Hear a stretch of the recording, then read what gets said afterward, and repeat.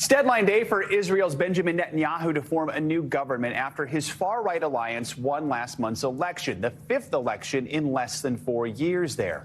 The coalition is set to include religious ultranationalist groups like the Jewish Power Party, which holds anti-Arab and homophobic views. In 2007, its leader, Itamar Ben-Gvir, was convicted of racist incitement against Arabs and backing a group considered to be a terrorist organization by the U.S. He is expected to be named National Security Minister. Joining us now to talk more about this is Bruen. He is the president of the Global Situation Room and the former director of global engagement for the Obama White House. Brett, glad to have you with us to talk about this morning. I mean, many say this could be Israel's most right-wing government in history. How concerned are you about this, and how damaging would it be for peace prospects and a future Palestinian state?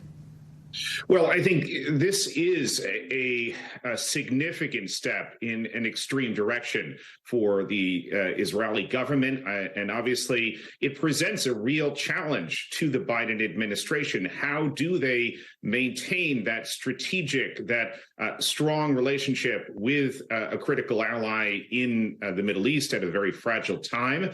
And I think ultimately this comes down to that old realpolitik of how do we find the ground on which we can collaborate while trying to contain some of the excesses that obviously some of the new ministers in Netanyahu's cabinet are likely to get up to. Do you expect the Biden administration to react to all this, and do you worry that U.S.-Israeli relations could be harmed in the long run?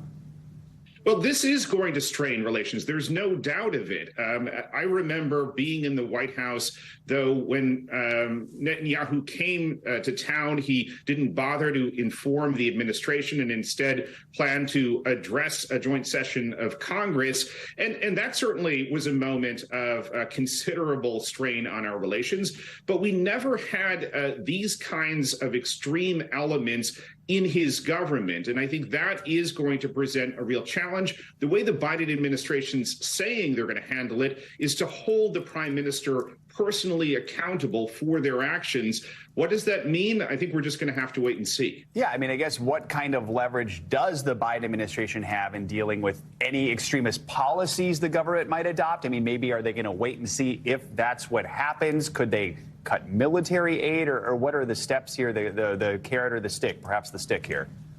Well, you know, Joe, the challenge in using leverage is we take our most considerable leverage, that military aid that you mentioned, more than $1 billion, and remove it from the equation. I don't think the Biden administration could cut back, certainly not remove any of that aid. And so you get into a situation where we try to work around the edges.